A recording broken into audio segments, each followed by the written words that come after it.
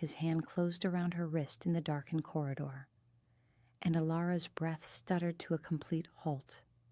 10 years.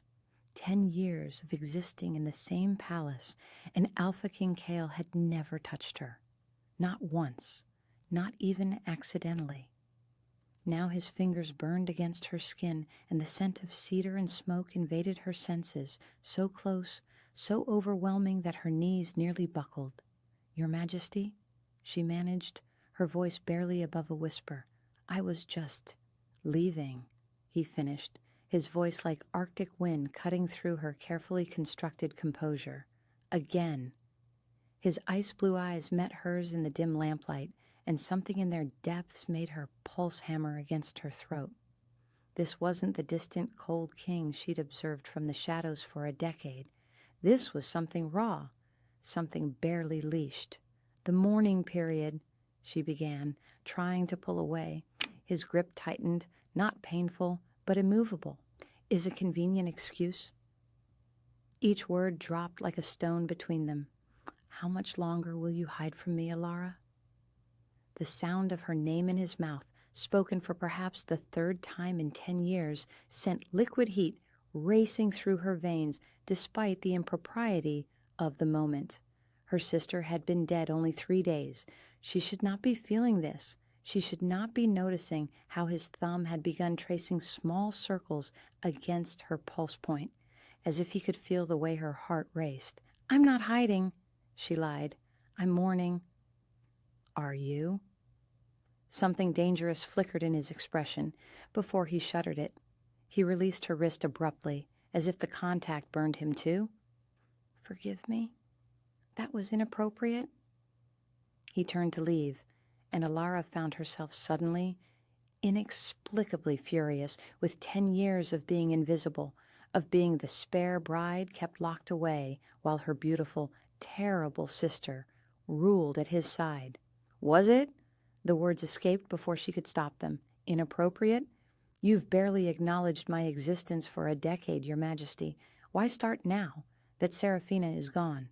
Kael froze mid-step. When he looked back at her, his jaw was clenched so tightly she could see the muscle jump beneath his skin. "You think I haven't noticed you?"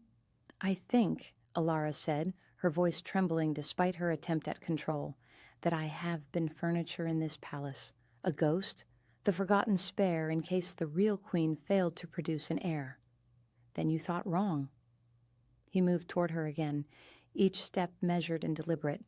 "Every single day.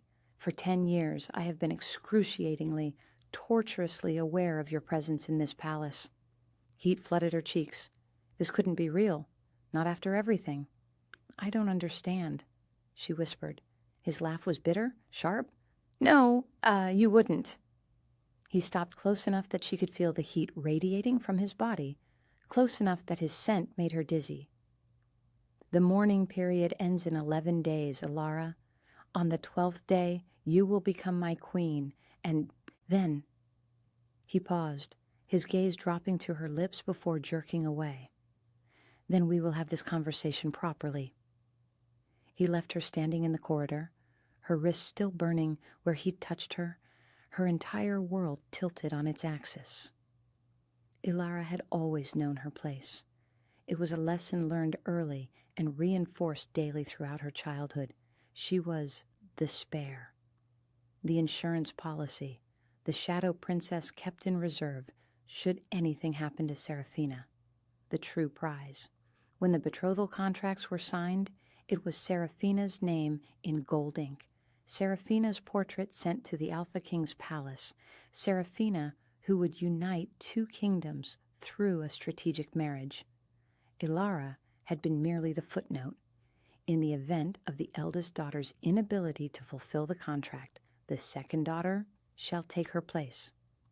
Nobody expected it to matter. Seraphina was perfect, beautiful, charismatic, healthy. Why would they need the spare? But kingdoms weren't built on expectations alone. They were built on contingencies, on backup plans, on daughters like Elara, who could be hidden away in distant wings of the palace, ready to step forward if tragedy struck, only tragedy hadn't struck. not in the way anyone anticipated. Seraphina had married Kael in a ceremony that lasted 3 days, with celebrations that emptied the royal coffers and filled the streets with music. Elara had attended, of course, wearing gray to distinguish her from the wedding party, standing at the very back of the cathedral where no one would notice her. She had been 18. Kael had been 26. She remembered thinking he looked carved from ice, beautiful, untouchable, dangerous. His eyes had swept over the assembled witnesses exactly once during the ceremony. They'd caught on her for a single heartbeat before moving on. She'd told herself she imagined the pause, the slight tightening of his jaw. Then Seraphina had become queen, and Elara had become what she'd always been, invisible. The palace was vast enough that she could avoid court functions, family dinners, public appearances. She was given a suite in the East Wing, beautiful but isolated, with a view of the gardens and a library's worth of books to keep her occupied. Her father sent letters occasionally, reminding her to maintain her education, her appearance, her readiness, just in case. She'd spent 10 years in that strange limbo. Not quite family, not quite staff, not prisoner, not guest, just there, waiting for a tragedy that everyone hoped would never come. Except now it had. Seraphina was dead, thrown from her horse during a hunt, her neck broken instantly, no warning, no final words, just gone, taking with her the perfect golden future everyone had planned. And suddenly, the spare was needed. "You must understand," her father had said at the funeral, his voice low and urgent. "This changes everything. You will be queen. Now, you must be ready." Ready for what? To step into her sister's life? To sleep in her sister's bed? To rule beside a man who had looked through her like glass for a decade? To become visible to Kael? She shivered despite the warmth of her chambers, her wrists still tingling where he'd touched her. "Every single day," he'd said, "I have been excruciatingly, torturously aware." What did that mean? Chapter 1, the official mourning period, was a peculiar kind of torture. Elara was expected to grieve publicly for the sister who had been her rival, her replacement, the woman who had lived the life that might have been hers. She wore black. She attended services. She stood beside Kael during the endless funeral rites, close enough to feel the cold fire of his presence, but never touching, never speaking, until tonight. The palace was quiet after the final morning feast. Most of the nobles had retired, heavy with wine and the peculiar exhaustion that came from performative grief. Elara had slipped away as soon as propriety allowed, desperate for the solitude of her chambers. She didn't expect to find Kael standing outside her door. "Your Majesty." She dropped into a curtsy, heart hammering. "Is something wrong? Walk with me." It wasn't a question. He extended his arm, and after a moment's hesitation, she took it. The contact sent heat spiraling through her, despite the layers of fabric between them. They walked in silence through the darkened corridors of the East Wing, her hand resting lightly in the crook of his elbow, her entire body acutely aware of his proximity. He led her to a small parlor she'd never entered before, tucked away and private, with windows overlooking the moonlit gardens. A fire crackled in the hearth, and someone had laid out wine and glasses on a low table. "Sit," Kael said softly, releasing her arm. She settled onto a velvet settee, watching warily as he poured 2 glasses of wine with steady hands. He offered one to her, and their fingers brushed. The touch was brief, but electric. "I owe you an explanation," he said, remaining standing, one hand braced against the mantelpiece. The firelight cast shadows across his face, making him look simultaneously younger and more dangerous. "For what I said in the corridor. For everything." "You owe me nothing, Your Majesty." "Kael." His voice was rough. "When we're alone, you will call me Kael." Her breath caught. "That's inappropriate." Everything about this situation is inappropriate." A bitter smile touched his lips. "In 11 days, you'll be my wife.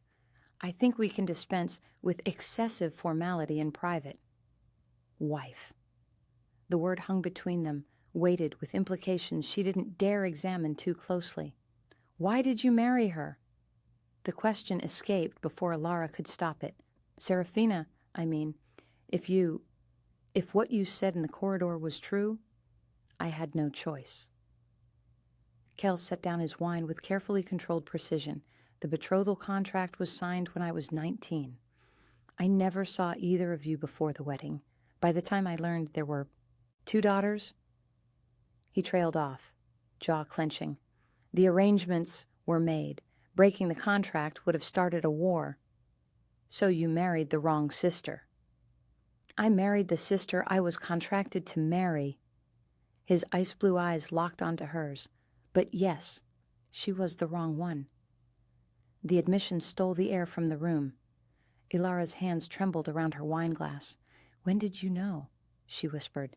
"The wedding..." Kael moved to sit across from her, close enough that his knees nearly brushed hers. "You were standing at the back of the cathedral in gray. I saw you, and something in me..." He shook his head. "I told myself I was imagining it, that it was nerves or cold feet or any of 1,000 explanations. But then I saw you again the next day, and the day after that. Each time the same sensation, like recognizing something I'd been searching for without knowing I'd lost it." "That's not possible," Elara said, even as her heart raced. "Mate bonds don't work like that. You can't just know." "Can't you?" Kael leaned forward, and the scent of cedar and smoke intensified. "Tell me, Elara, that night in the corridor, when I touched you, what did you feel?" Everything. She'd felt everything, heat and terror and desire and confusion, all tangled together until she couldn't separate one from another. "I felt..." She couldn't say it, couldn't admit it. "Your pulse jumped under my fingers," Kael said quietly, his gaze never leaving hers. "Your scent changed, sharpened. I could hear your heart racing, even through all that careful control." He paused. "The same way mine is racing now." Elara set down her wine before she could spill it. "This is madness. You were married to my sister for 10 years. I fulfilled my duty to her." Something dark flickered across his expression. "I gave her a crown, a palace, the respect owed to a queen.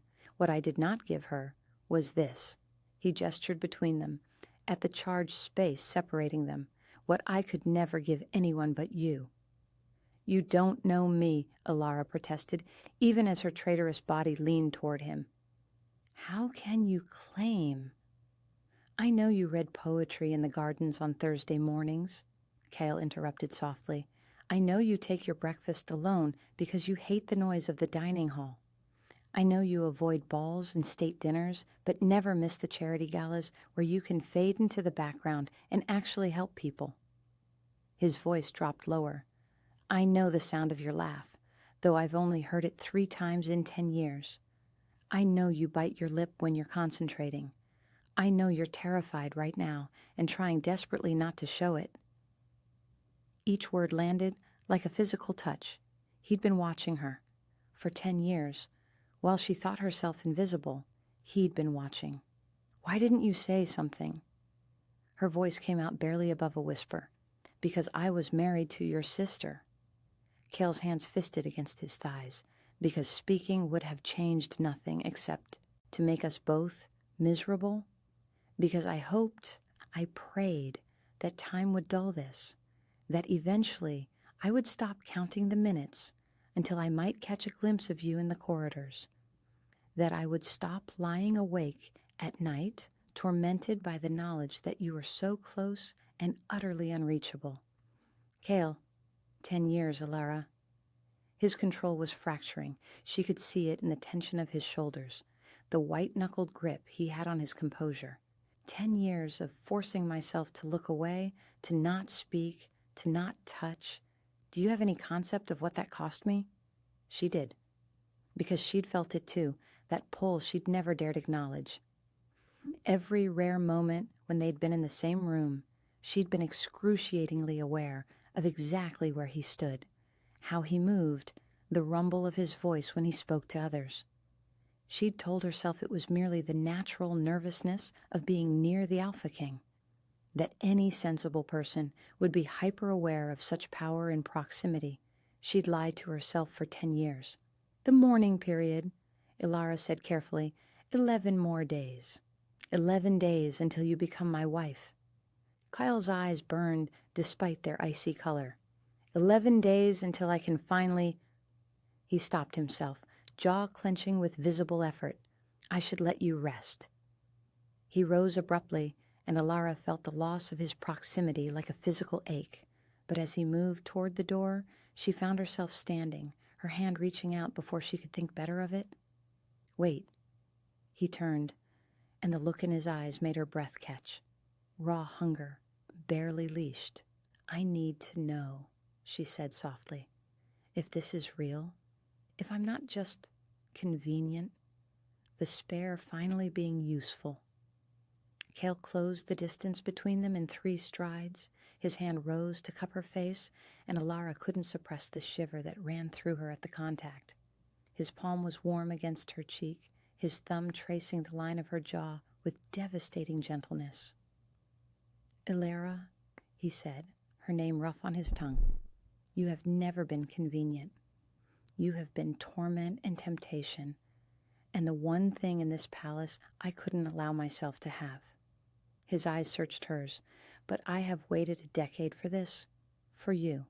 If you need these 11 days to be certain, I will give them to you. But understand, his voice dropped to barely more than a growl. The moment that mourning period ends, I will claim you in every way a mate should be claimed, publicly, irrevocably, completely. The promise in his words sent heat pooling low in her belly. She should step back, should maintain some distance, should remember that her sister, his wife, was barely cold in her grave. Instead, she leaned into his touch. I'm frightened, she admitted. Of me? Of this, of waking up and discovering it's not real, that I'm still the invisible spare, and you're still the unreachable king. Kael's other hand came up to frame her face, and he leaned down until their foreheads touched. This close, she couldn't feel his breath against her lips, could see the flecks of darker blue in his eyes. I see you, he whispered fiercely. I have always seen you.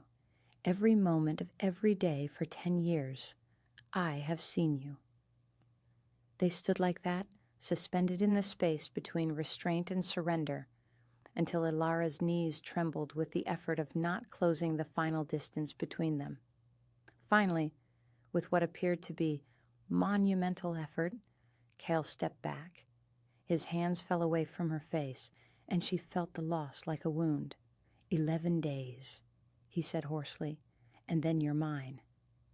He left before she could respond, and Elara sank back onto the settee, her entire body shaking with the force of unfulfilled desire. 10 years of waiting, and somehow 11 more days felt impossible to endure. Chapter 2. Elara woke the next morning to sunlight streaming through unfamiliar windows. For a disoriented moment, she couldn't remember where she was. Then the events of the previous night crashed over her. Kael's confession, his touch, the promise in his eyes. 11 days, until you're mine. A knock at her door made her jolt upright.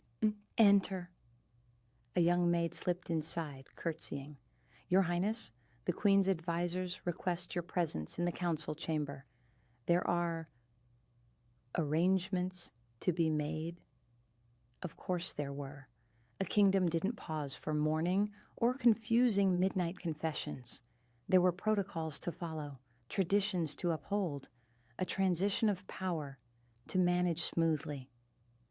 2 hours later, Elara sat in a chamber she'd never entered before, surrounded by men who'd advised her sister for a decade, now looking to her for decisions. The head counselor, Lord Theron, spread documents across the mahogany table. The coronation ceremony should be simple, he said, given the circumstances. A quiet affair, compared to Queen Seraphina's, of course. Lady Elara is not yet queen, another counselor interrupted, until the mourning period ends and she weds His Majesty, a technicality. She's the king's legal wife by succession. The contract? Gentlemen, Kael's voice cut through the argument like a blade. Elara hadn't heard him enter, but suddenly he was there, taking the seat at the head of the table as if he'd always been there. His eyes met hers briefly, a flash of heat that made her skin prickle, before he addressed the council. The arrangements will wait. Lady Elara has just lost her sister. She deserves time to grieve properly. With respect, Your Majesty, Lord Theron said carefully, the court is in uncertainty. People whisper. They need to see stability, continuity. Then let them see it. Kael's tone brooked no argument. Lady Elara will attend state functions at my side during the remainder of the mourning period, after which we will marry as required by law and tradition. Until that time, I expect this council to treat her with the respect owed to the future queen. Is that clear? A chorus of, Yes, Your Majesty, followed. The meeting dragged on for another hour, discussions of protocols, guest lists, diplomatic considerations. Elara tried to focus, but she couldn't stop noticing Kael.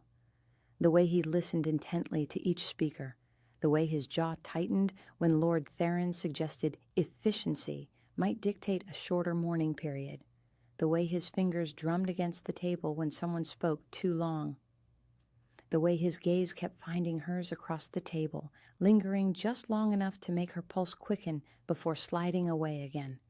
When the council finally dismissed, most of the advisors filed out quickly. Lord Theron remained, hovering. Your Majesty, if I might speak privately. Later, Theron. Kael stood, moving around the table toward Elara. I need a word with Lady Elara. Alone. The last counselor scurried out. The door clicked shut, and suddenly the vast council chamber felt impossibly small. How are you? Kael asked, his voice softer than it had been with the council. Overwhelmed, Elara admitted. I never expected. I wasn't prepared for this. Neither of us were. He stood close enough that she could feel his warmth, smell that intoxicating scent of cedar and smoke. But we'll face it together, will we? She looked up at him. Or will I just be playing another role? The convenient replacement? Something dangerous flashed in his ice-blue eyes. Come with me. He led her out of the council chamber, through corridors she'd never explored, up a winding staircase to a tower room. The space was clearly private, no servants, no guards, just a study filled with books, maps, and a massive window overlooking the capital city. Kael closed the door behind them and leaned against it, his gaze intense. Do you want to know why I brought you here? Elara nodded, not trusting her voice. This is my sanctuary, the one place in this palace where I'm not the king, not performing, not watched. He moved toward her slowly. In 10 years, only 3 people have entered this room. My beta, my personal guard, and now you? Why? The word came out breathless. Because I'm about to tell you things I've never told anyone. Kael stopped just inches away, and I need you to believe me. Her heart hammered. What things? The truth about your sister, about our marriage. His jaw clenched. About why I've waited 10 years for this moment. Elara's stomach tightened with apprehension. Tell me. Kael moved to the window, staring out at the city below. Seraphina knew. Knew what? About us, about the bond. He turned back to face her, and the pain in his expression made her chest ache. She realized it on our wedding night. The way I looked at you during the ceremony, even that brief glance, she saw it. She was many things, your sister, but she wasn't stupid. Elara felt cold. What did she do?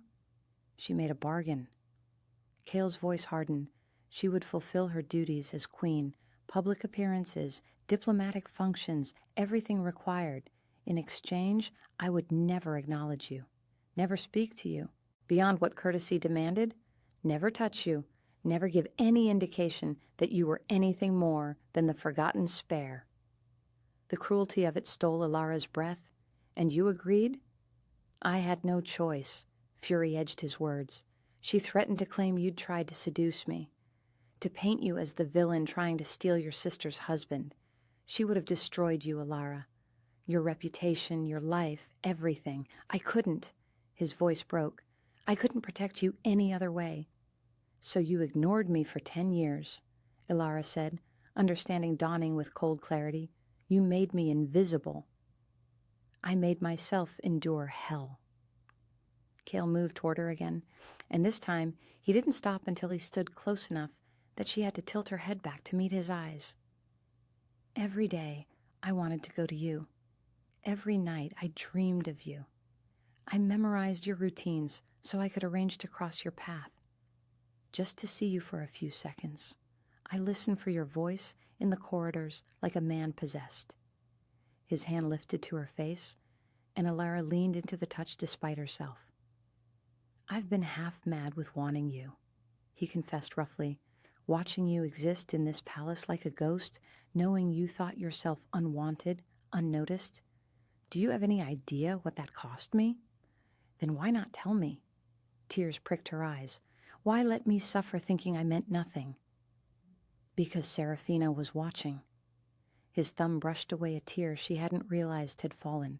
Always watching, waiting for me to break the bargain so she could destroy you, and I... He swallowed hard. I loved you too much to risk it. The words hung between them, stark and stunning. You loved me? Elara whispered. Love. Present tense. His other hand came up to frame her face. I love you, Elara. I have loved you since the moment I saw you at my wedding to another woman. I have loved you through 10 years of torture, and I will love you for every day that remains to us. She couldn't breathe, couldn't think past the roaring in her ears and the way her heart felt too large for her chest. I don't understand, she managed. How can you love someone you barely know? But I do know you. Kael's voice dropped to barely more than a whisper, rough and desperate. I know the books you read, the songs you hum when you think you're alone, the way you hide your smile behind your hand. I know you're stubborn and kind and brave enough to survive 10 years of being invisible without becoming bitter. His forehead dropped to rest against hers. I know that you're terrified right now, and I know that despite everything, despite having every reason to hate me, some part of you feels this too. It was true. She did feel it, that impossible pull she'd tried to deny for so long. But admitting it felt like stepping off a cliff with no assurance of anything to catch her fall. My sister just died, Elara said, the words weak even to her own ears. I can't, we shouldn't, I know. Kael's restraint was visible in every line of his body, in the way his hands trembled against her face. 10 more days, Elara. Give me 10 more days to court you properly, to prove this is real, and then... His voice roughened. Then I'm claiming you in front of the gods and this entire kingdom. No more hiding, no more pretending, no more distance. And if I can't, if I need more time, then I'll wait. His eyes burned into hers. I've waited 10 years. I can wait longer if that's what you need. But understand something. One hand slid down to rest over her racing heart. I can feel your pulse, Elara. I can scent your desire. Your body knows what your mind is still afraid to accept. We were meant for this, for each other. She should push him away, should insist on proper mourning, proper distance, proper everything. Instead, she found her hands rising to rest against his chest, feeling the thunder of his heartbeat beneath her palms. 10 days, she whispered. 10 days, he agreed. And then, you're mine. He stepped back slowly, as if it physically pained him to break the contact. At the door he paused. "Join me for dinner tonight. Private. Just us." It wasn't a question, but Elara nodded anyway. She was already his, she realized with stunning clarity. She'd been his from that first glimpse at the wedding 10 years ago. The only question was whether she was brave enough to finally claim what had always been hers. Chapter 3. The next 9 days passed in a strange, dreamlike haze. Elara attended state functions at Kael's side, learning what it meant to stand where her sister had stood. The court watched them with barely concealed curiosity, marking every glance, every brief touch, searching for scandal or impropriety. They found none, at least nothing they could name. But Elara felt it constantly, that crackling awareness between them. The way Kael's hand would brush the small of her back when guiding her through doorways. The way his gaze followed her across crowded ballrooms. The way he positioned himself protectively whenever another male drew too close. And the dinners. Every evening they dined alone in that tower sanctuary. Sometimes they talked for hours about books, politics, dreams, fears. Sometimes they simply sat in comfortable silence, existing in each other's presence. Always the tension built between them like a storm gathering strength. Tonight was the 9th night. Tomorrow the mourning period would end. Tomorrow night they would marry. Elara stood before the mirror in her chambers, dressed in a simple gown of deep sapphire. Her hands trembled as she fastened the last clasp. A knock sounded. She opened the door to find not a servant, but Kael himself. "I couldn't wait," he said simply. His ice-blue eyes raked over her, and heat followed in the wake of his gaze. "You're beautiful." "You say that every night," Elara murmured, stepping aside to let him enter. "Because it's true every night." He moved into her chambers, the first time he'd entered her.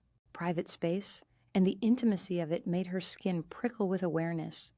"Tomorrow? I know." She couldn't quite catch her breath. "Tomorrow? Everything changes. Are you ready?" He turned to face her fully. "Tell me the truth, Elara, if you need more time." "I've had 10 years," she interrupted. "If anything, I should be asking if you're ready. You barely know me beyond observations from a distance." Kael closed the space between them in 2 strides. "Then let me know you now." His hands came up to frame her face, and Elara's eyes fluttered closed at the contact. "Let me learn the taste of your lips, the sound you make when I touch you here." His thumb traced the curve of her throat, and she couldn't suppress the shiver. "The way your pulse races when I'm close." "Kael," she breathed, his name a plea and a prayer. "Tell me to stop," he commanded softly, his mouth hovering just above hers. "Tell me to wait until tomorrow, and I will. But if you don't—" His control was fracturing. She could hear it in his voice, see it in the wild hunger darkening his eyes. "If you don't stop me, Elara, I'm going to kiss you. And I don't know if I'll be able to stop once I start." She should say something, should remind him of propriety, of the scandalous timing, of 100 reasons why this was a terrible idea. Instead, she closed the final distance between them and pressed her lips to his. For a heartbeat, neither moved. Then Kael made a sound, half growl, half groan, and everything ignited. His mouth claimed hers with 10 years of pent-up hunger. One hand tangled in her hair while the other pulled her flush against him, and Elara's knees nearly buckled at the onslaught of sensation. He tasted like winter and want, like promises kept and patience rewarded. She kissed him back with equal desperation, her hands clutching his shoulders as if he might disappear if she let go. When they finally broke apart, both breathing hard, Kael rested his forehead against hers. "Mine," he whispered fiercely. "Tomorrow, I'm claiming you in front of everyone. But tonight, you're already mine." "Yes," Elara agreed, her body thrumming with need. "I'm yours. I've always been yours." His restraint shattered completely. He kissed her again, deeper this time, walking her backward until her legs hit the edge of her bed. They tumbled onto it together, and Elara arched into his touch as his hands mapped her body through the fabric of her gown. 10 years, he muttered against her throat. 10 years of dreaming of this, of you. Show me, Elara demanded breathlessly. Show me what you dreamed. What happened next was a blur of sensation, hands and mouths, whispered confessions, and desperate kisses. Kael worshipped every inch of exposed skin, and Elara learned the taste of his name on her lips in a dozen different tones. Time lost meaning.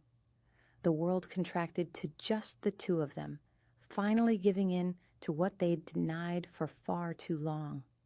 Much later, as dawn approached and they lay tangled together, Kael traced lazy patterns on her bare shoulder. No regrets? He asked quietly. Only one, Elara murmured, that we waited so long. He kissed her temple. We had to, but never again. From this moment forward, I'm never letting you go. Good, she said, curling closer to his warmth, because I'm not going anywhere. Chapter 4. The wedding was nothing like Seraphina's lavish affair. Elara insisted on simplicity, a small ceremony in the palace chapel with only essential witnesses.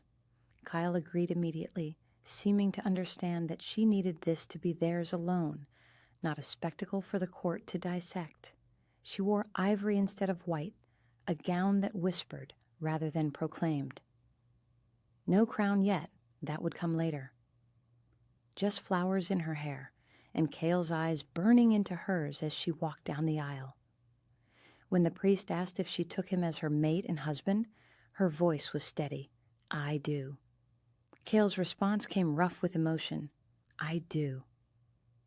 The kiss that sealed their vows was restrained, barely conscious of watching eyes, but Elara felt the promise in it, the commitment, the claim. Afterward, tradition demanded a reception, but Kael cut it short. My wife is tired, he announced after barely an hour, his hand possessive at her waist. We'll greet well-wishers tomorrow. No one dared protest, not with the Alpha King looking at his new queen like she was the only person in existence. They made it to his chambers, their chambers now, before his control broke again. The door barely closed before he had her against it, mouth claiming hers with fierce hunger. Finally, he growled against her lips. Finally, you're mine, in every way. I was always yours, Elara whispered back. He carried her to the bed, and this time there was no holding back. They came together with 10 years of longing behind every touch, every kiss, every whispered word of love and claim, and mine, mine, mine. Later, as they lay tangled in silk sheets, Elara traced the strong line of his jaw.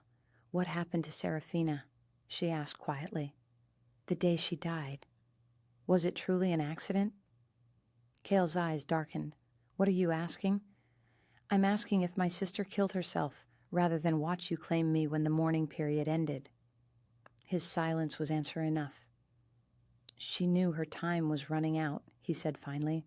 I'd made it clear that once the contracts allowed, I would seek an annulment, that I would formally claim you as my true mate.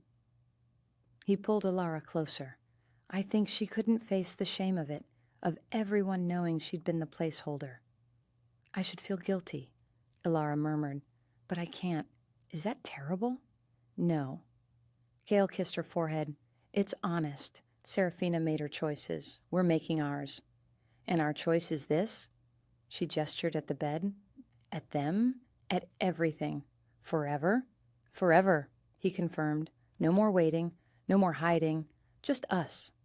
Elara smiled against his chest. Good. They made love again as dawn broke, slower this time, savoring each sensation. And when they finally slept, it was tangled together, complete. Chapter 5. The next few weeks tested them in ways neither expected. The court had accepted Elara as queen by necessity, but acceptance didn't mean welcome. Seraphina's supporters whispered about unseemly haste. Others questioned her legitimacy, her readiness, her right to the crown. Lord Theron was the worst. "Your Majesty," he said during a council meeting, his tone obsequious, but his eyes calculating. Perhaps Queen Elara might be more comfortable observing for now, until she learns the intricacies of governance. "Queen Elara has been observing for 10 years. Kael cut him off coldly. "She's seen how this court operates from every angle. Her insights are valuable." "Of course, Your Majesty. I merely suggest. Your suggestion is noted and dismissed." Kael's voice dropped dangerously. "My wife is your queen. Respect her as such, or find yourself another position. Am I clear?" Lord Theron paled. "Perfectly clear, Your Majesty." After the meeting, Elara followed Kael back to their chambers. "You don't have to defend me like that," she said. "I can handle Theron." "I know you can." Kael pulled her into his arms. "But I won't tolerate anyone disrespecting you, not after everything you've endured." "Your protection is very stimulating," Elara murmured, rising on tiptoes to kiss him. He groaned. "Are you trying to distract me from affairs of state?" "Is it working?" "Devastatingly." They didn't emerge from their chambers until evening, but not all the court's resistance was so easily dealt with. 3 weeks after their wedding, Elara received an anonymous letter. "You're just the spare. You'll always be second best. When the king tires of playing house with damaged goods, don't be surprised." She tried to hide it, but Kael noticed immediately. "What's wrong?" he demanded. "Nothing, just—" She handed him the letter. "Someone's opinion of me." Fury darkened his eyes as he read it. "Who sent this?" "It doesn't matter. It matters to me." He crumpled the letter. "Elara, look at me." She met his ice-blue gaze reluctantly. "You are not second best," he said fiercely. "You were never second. You were always first, always the one I wanted. The fact that politics forced me to marry your sister first doesn't change that truth." "But she's right, in a way."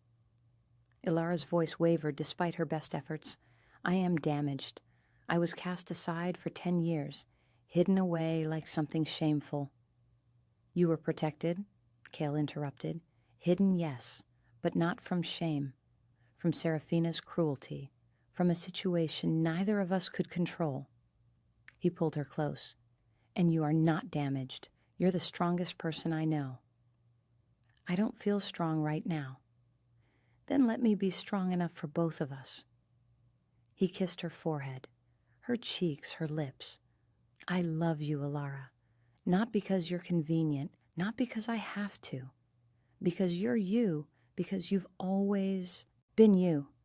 She clung to him, letting his certainty anchor her. Chapter 6. A month into their marriage, the situation came to a head. Lord Theron called for a formal inquiry into the circumstances of Seraphina's death, clearly hoping to implicate either Kael or Elara in foul play. "This is madness," Kael's beta said as they prepared for the council meeting. "Everyone knows it was an accident." "Theron's building a power base," Kael said grimly. "He wants to destabilize our rule." "Then let me handle him," Elara said quietly. Both men turned to stare at her. "Elara, no," Kael began. "I was invisible for 10 years, she said, lifting her chin. "That means I saw everything, heard everything, including the things Lord Theron never wanted known about his own dealings." Kael's eyes narrowed. "What did you see?" she told him. "About the bribes, the skimming from the treasury, the blackmail schemes, things she'd witnessed from the shadows, things no one expected the forgotten spare to notice or understand." "That's enough to have him arrested for treason," the beta breathed. "Then do it," Elara said, "before he destroys what we're trying to build." The council meeting that afternoon was a spectacle. Lord Theron stood before them all, prepared to present his case against the king and queen. Instead, Kael presented evidence of Theron's crimes, with Elara's testimony providing the devastating details. "You were meant to be invisible," Theron spat at her as guards led him away. "How dare you?" "I was never invisible," Elara said calmly. "You just never bothered to look." In the aftermath, the council's tone shifted. Elara was no longer the spare or the placeholder. She was the queen who'd protected her kingdom from a traitor. That night, Kael worshipped her with renewed intensity. "My brilliant, fierce mate," he groaned against her skin. "Gods, I love you. Show me," Elara demanded breathlessly. He did, thoroughly. Chapter 7. Despite their victory over Theron, tensions remained. A faction of the court still whispered about impropriety, about the speed of their marriage, about whether true love could exist between a king and his second choice. The pressure built until Elara felt suffocated by it. One night, after a particularly brutal day of cutting remarks and cold shoulders, she retreated to the east wing, to her old chambers, now dusty and unused. Kael found her there an hour later. "Running away?" he asked gently. "Remembering," Elara said, staring out at the gardens. 10 years I spent here, invisible, unimportant. Sometimes I wonder if I'll ever truly escape that." "You already have." He moved to stand behind her, his hands resting on her shoulders. "Look at what you've accomplished in 6 weeks. You've routed a traitor, won over half the council, and started reforms that will help thousands. That's not the work of someone unimportant." "But they still see me as the spare," she whispered, "the consolation prize." Kael turned her to face him. "Then, we'll prove them wrong. Together?" "How?" "By being happy." He cupped her face. "By refusing to let their poison touch what we have. By building a life so full of love and joy that their bitterness looks pathetic in comparison." "That's a lovely fantasy." "It's not a fantasy." His intensity stole her breath. "It's a promise. I will spend every day of our lives proving to you that you are worth waiting for, that you're worth everything." She kissed him then, desperately, trying to pour all her fear and hope and love into the contact. "Take me home," she whispered against his lips, "to our chambers, to our bed. Make me forget everything except us." "With pleasure," Kael growled. He carried her through the corridors, ignoring the few servants who hastily looked away.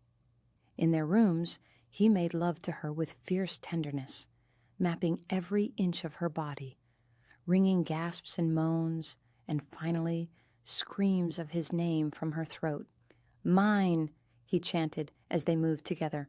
"Always mine. Never doubt it." "Yours," she agreed, flying apart in his arms. "Always yours." Later, as they lay tangled together, sated and drowsy, Kael pressed a kiss to her temple. "I have a gift for you," he murmured. Elara was barely conscious.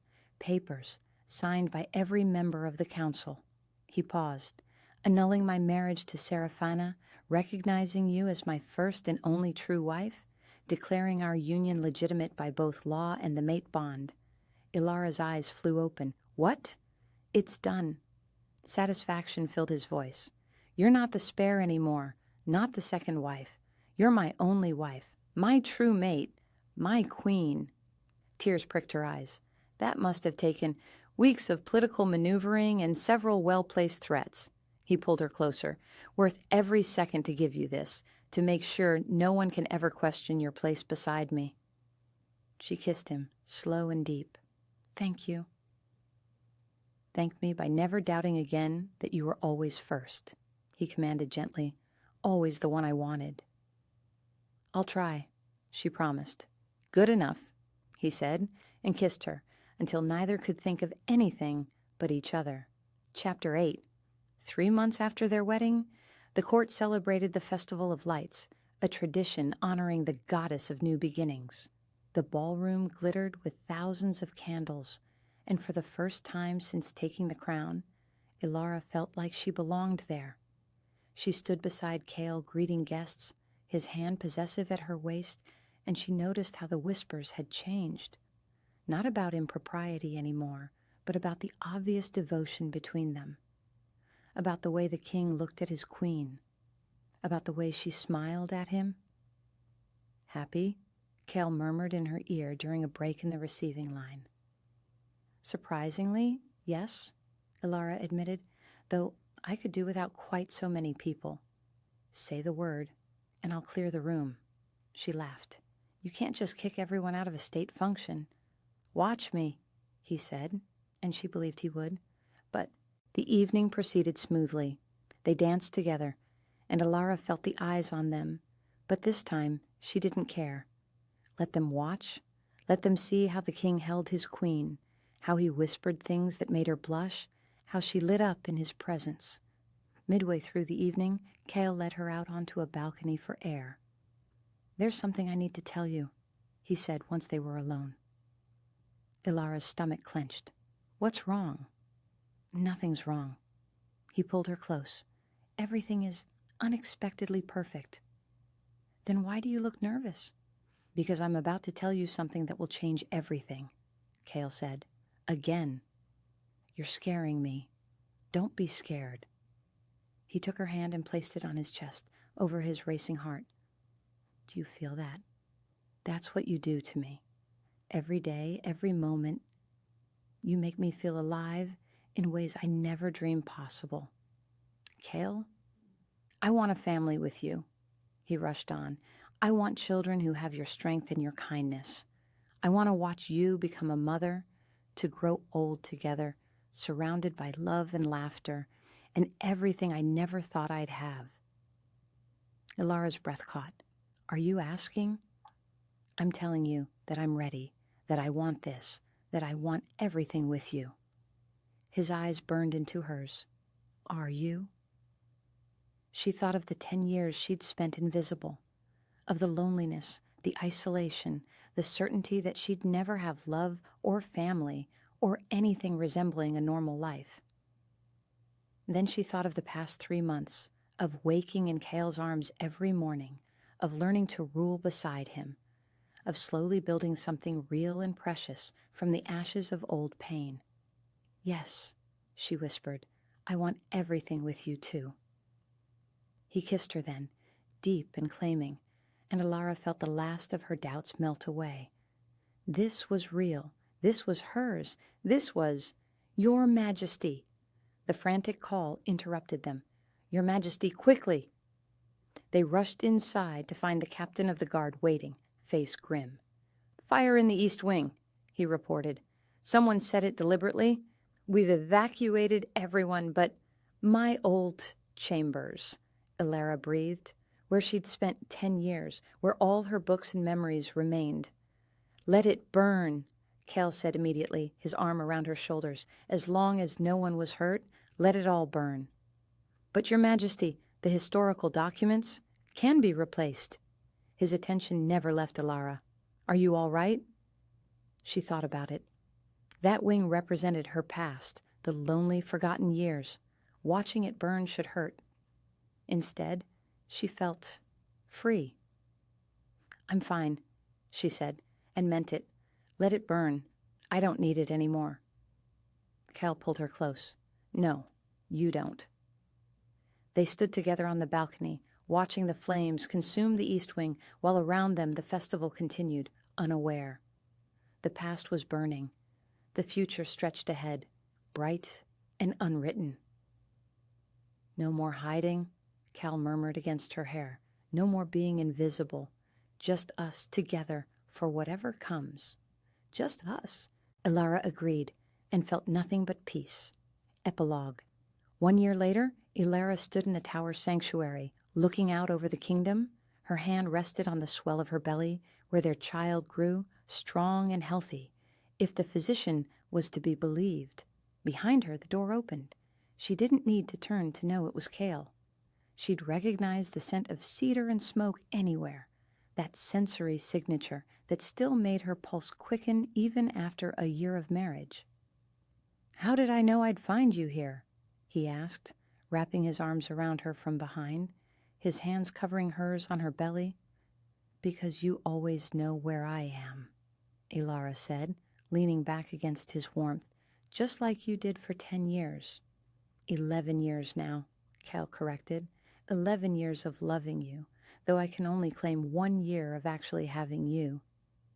You've had me longer than that, she said softly. I was yours from the moment you first looked at me." He turned her in his arms, and Elara saw the raw emotion in his ice-blue eyes.